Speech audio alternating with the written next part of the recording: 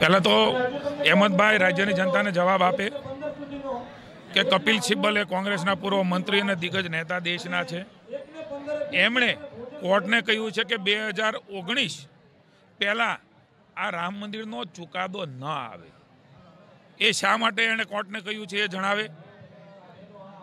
સમાજને, હિન્દુ સમાજને અલગ અલગ રીતે બાંટવાનું કામ એ અહેમદભાઈ કરી રહ્યા છે. પહેલાં ગુજરાત રાજ્યને, દેશની જનતાને જણાવે.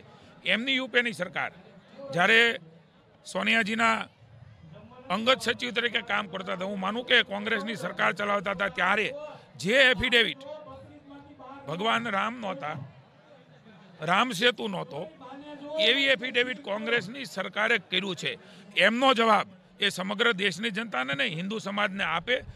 હું મહેરબાની કરીને અહેમદભાઈને ચેતવણી આપું છું કે તમે આ પ્રકારની વૃત્તિ રાખવાના બદલે દેશની સુપ્રીમ કોર્ટ એમને અટકાવવાનો પ્રયાસ કોંગ્રેસે કર્યો છે. તમારા મનમાં મુંહ મેં રામ અને બગલ મેં છુરી છે.